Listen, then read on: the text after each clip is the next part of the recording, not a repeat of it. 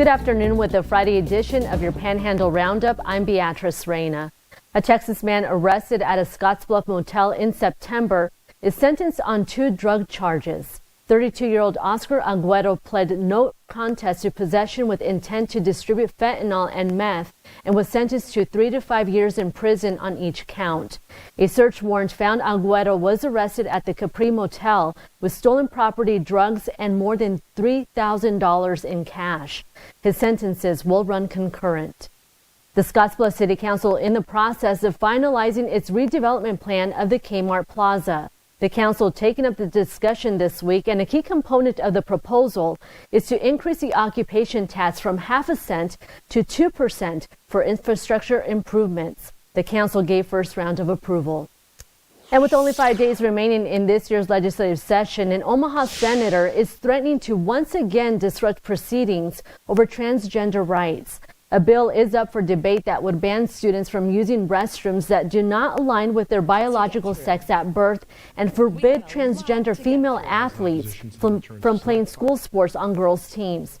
Senator Michaela Cavanaugh opposes the bill, saying that she will take up a significant amount of time to keep it from advancing.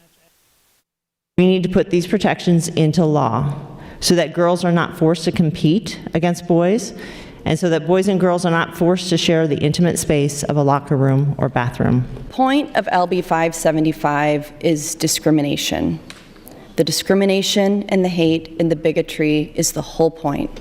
It is not about protecting women. It's not about keeping women out of harm's way. It's about the danger and the power of the imagination of a bigot. Senator Kathleen Kauth. Senators have yet to pass bills on property or sales taxes, which are priorities this session. The Nebraska Game and Parks Commission will accept applications for one 2024 Bighorn Sheep lottery permit starting at 1 p.m. on April 15th. There is a $29 non-refundable application fee, and you can apply at Game and Parks offices or at outdoornebraska.gov. The deadline is August 2nd. And several Nebraska grain handling locations will likely be switching owners. Legacy Cooperative has agreed to buy 7 locations from West Plains that include businesses in Alliance, Hay Springs, Merriman, Berea, Chadron, and Clinton, as well as Batesland in South Dakota. Legacy says it plans to keep all local employees and continue operations as normal. Officials say the move will enable West Plains to concentrate on expanding their market presence and growth. And as farmers prepare for planting season, there are many concerns when it comes to grain bin safety. In 2022, at least 42 grain bin entrapments were reported in Nebraska, the highest in a decade. Officials say the only way to reduce the risk of grain bin entrapments is to discourage people from entering one unless absolutely necessary. They also say that there is such a high concern for even young producers. We also have some young producers coming back from college or out of high school, starting with the farming operation. They may not have had that experience. When I was a kid, the kids worked on the farm. Nowadays, the equipment is so expensive and technology driven. A lot of kids don't have that experience of working on a farm. Officials say if you must enter, be sure to wear a proper safety harness and make sure someone is with you to monitor the situation. And here's Justin with a check of your weather. Thanks, Beatrice. Here in the Panhandle, we're continuing to see that cloud cover, and that cloud cover is going to stick around for the rest of today. Temperatures in the 50s and 40s, 49 in Kimball, 52 in Scottsbluff, 50 in Alliance, 53 in Chadron, and 53 in Gordon. And with those temperatures in those 40s and 50s, winds are blowing from the southeast at about 20 miles per hour up in the Panhandle. And with all that, for this weekend, for right now, we're continuing to see that cloud cover, and then for the rest of today, we'll see a little bit of a glimpse of the sun, and then for tomorrow, we're going to start to see that rain move through and even some snow up in the Panhandle, and winds blowing at about 40 to almost 45 miles per hour up in the Panhandle. So just make sure to have everything hunkered down and everything like plants and other things outdoor just in case. So that's it from weather, and here's John Clanton with sports. Thanks, guys. Several area track and field teams in Mitchell on Thursday for the annual Tiger Invite, and it was a strong day for University of Nebraska recruit Carson Lealing, as the Sydney senior was named female athlete of the meet. She would break a state record in the high jump, jumping 6'1", also winning the triple jump and finishing second in the 100-meter dash. Folks, Carson already in state form. On the boys' side, the male athlete of the meet went to Oglala's Jaden Curtis.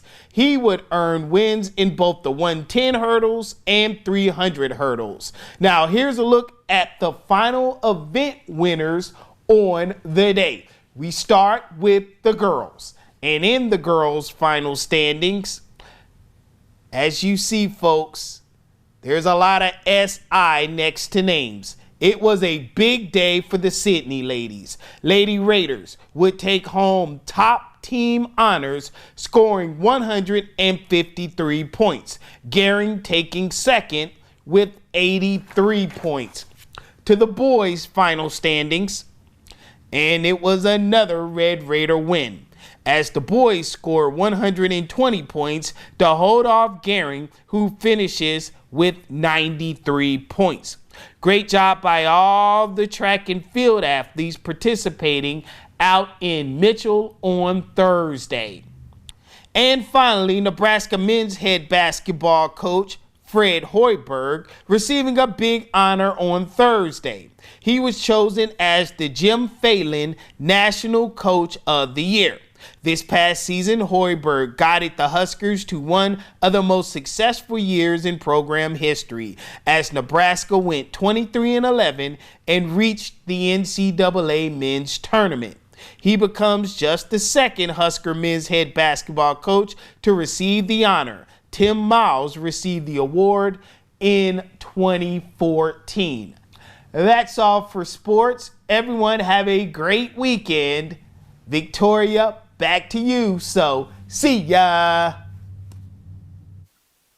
More than 7,000 students have gathered in Lincoln for the Future Farmers of America Convention. The top placing teams and individuals at the state convention will have the opportunity to compete at the national level. Some participants in FFA are not necessarily from a farm or ranch. However, some students say having different perspectives is a good thing.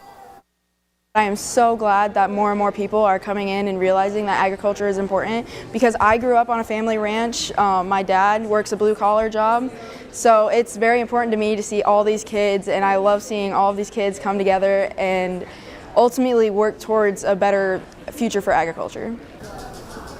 And happening today for the first time, a Q&A session with Nebraska Volleyball's very own John Cook. And that's all we have. Remember to join us weekdays for the Panhandle Roundup, covering the stories in the Panhandle that matter to you. Have a great day and a great weekend.